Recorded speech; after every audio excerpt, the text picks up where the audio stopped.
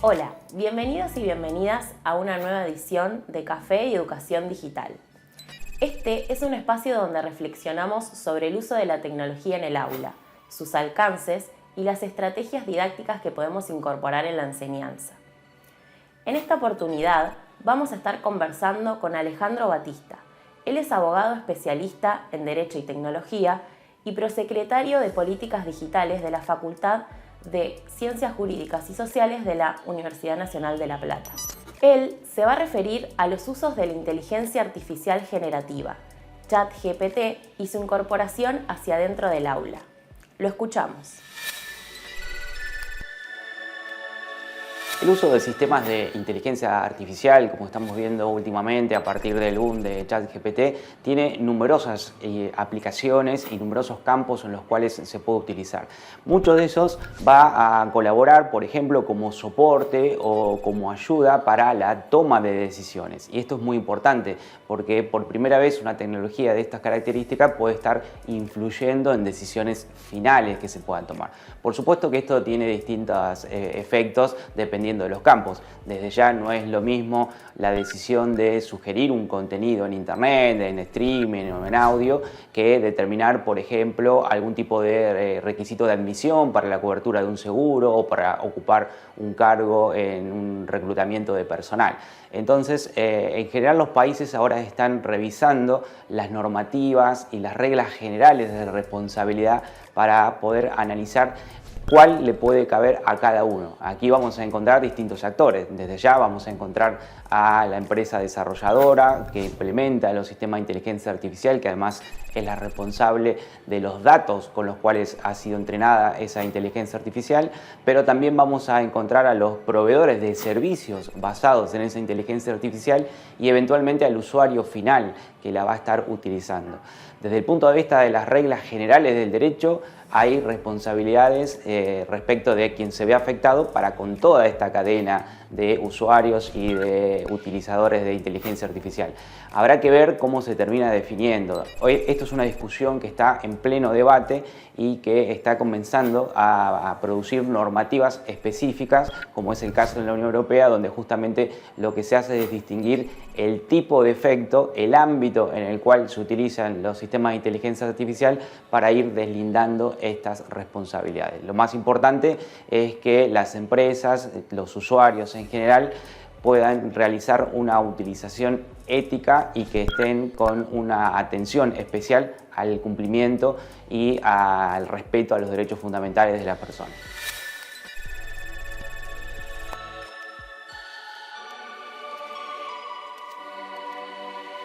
Uno de los aspectos fundamentales que tiene que ver con la utilización de sistemas de inteligencia artificial es la necesidad de impedir que sus resultados estén sesgados o que tengan algún tipo de discriminación algorítmica. ¿Y esto por qué es importante? Porque, como hemos dicho, se pueden utilizar estos sistemas para la toma de decisiones. Entonces es fundamental garantizar que esa toma de decisiones sea transparente.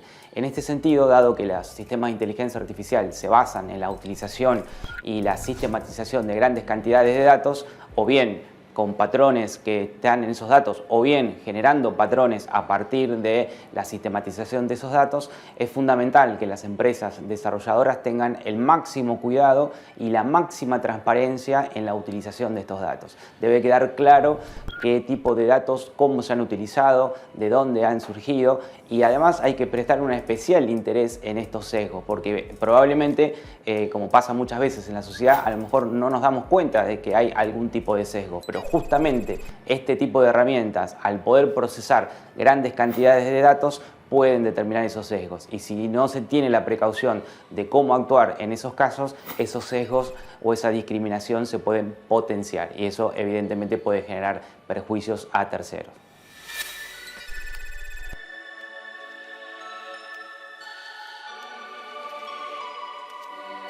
Hay una palabra que todos hemos empezado a conocer y a nombrar a partir del auge de los sistemas de inteligencia artificial, y es el de los prompts.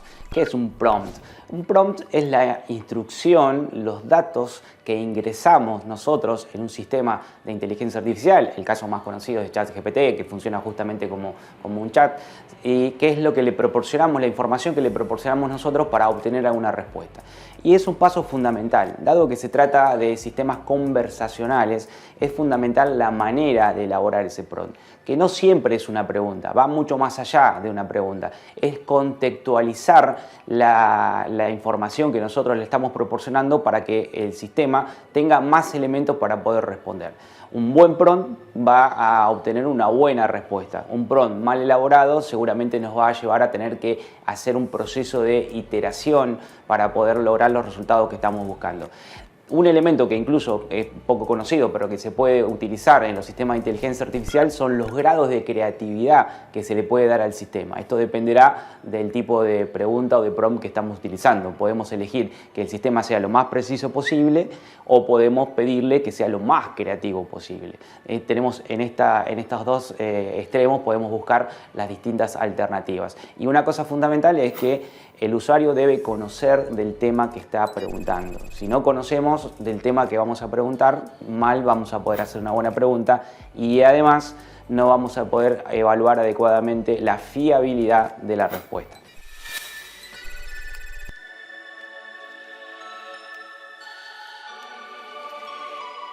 Algunos de los debates actuales en materia de inteligencia artificial es cómo compatibilizar su utilización en el ámbito educativo.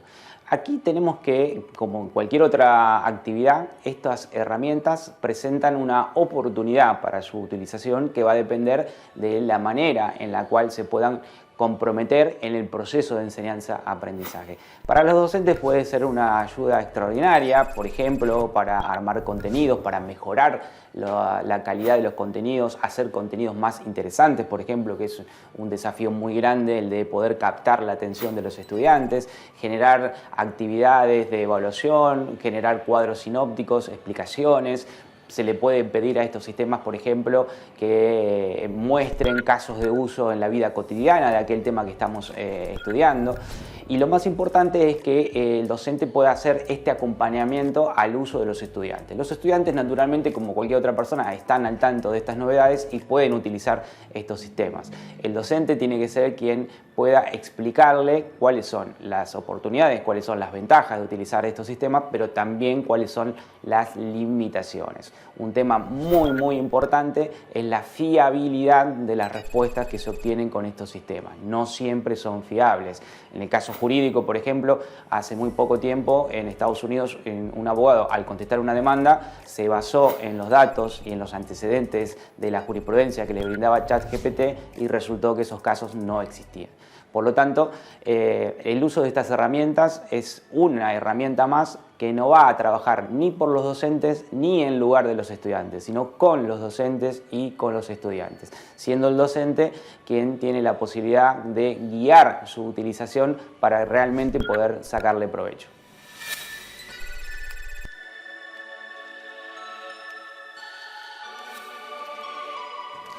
Como vemos, la gran difusión que han tenido estos sistemas de inteligencia artificial, esa explosión que se ha dado fundamentalmente desde noviembre de 2022 con ChatGPT, presenta múltiples oportunidades, desafíos y múltiples campos de aplicación.